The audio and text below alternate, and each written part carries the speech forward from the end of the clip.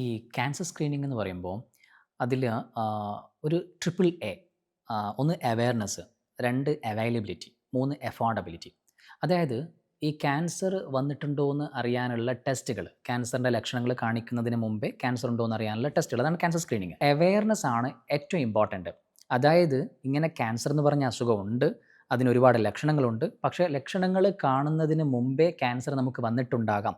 അല്ലെങ്കിൽ cancer stage 2, 3 ഒക്കെ ആകുമ്പോഴേ ലക്ഷണങ്ങൾ കാണിച്ചു തുടങ്ങുള്ളൂ. അതിനു മുമ്പ് നമ്മൾ ടെസ്റ്റ് ചെയ്തിട്ട് ക്യാൻസർ കണ്ടുപിടിച്ച് അതിന് ട്രീറ്റ്മെൻറ്റ് എടുക്കണം എന്നുള്ള അതിൻ്റെ ഇമ്പോർട്ടൻസ്. അത് കഴിഞ്ഞിട്ട് അവൈലബിലിറ്റി. അത് നമുക്ക് അവൈലബിൾ ആവണം, അതിനുള്ള ടെസ്റ്റുകൾ. പക്ഷേ കേരളം പോലത്തെ ഒരു സ്ഥലത്ത് ആ ടെസ്റ്റുകളൊക്കെ ഈസിലി അവൈലബിൾ ആണ്. ഇപ്പം അതിനുവേണ്ടി മാത്രമാണ് ഓൺ ക്യൂർ എന്നുള്ള രീതിയിൽ നമ്മൾ പല ക്ലിനിക്കുകൾ കണ്ണൂരിലും കോഴിക്കോടൊക്കെ സ്റ്റാർട്ട് ചെയ്തിട്ടുണ്ട്. പല ഡിസ്ട്രിക്റ്റിലും സ്റ്റാർട്ട് ചെയ്യാൻ പോകുന്നു. അഫോർഡബിലിറ്റി അതിൻ്റെ പ്രൈസാണ്. വളരെ ചെറിയ സ്ട്രാറ്റയിലുള്ള ആളുകൾക്കും ഓൾമോസ്റ്റ് അഫോർഡബിൾ ആയിട്ടുള്ള പ്രൈസിലാണ് പല സ്ഥലങ്ങളിലും നമുക്ക് ക്യാൻസർ സ്ക്രീനിങ് ചെയ്യാൻ പറ്റുന്നത്. അപ്പോൾ ഞാൻ പറഞ്ഞു വരുന്നത് ഈ ട്രിപ്പിൾ എയിൽ ഏറ്റവും ഇമ്പോർട്ടൻ്റ് അവയർനെസ് ആണ്.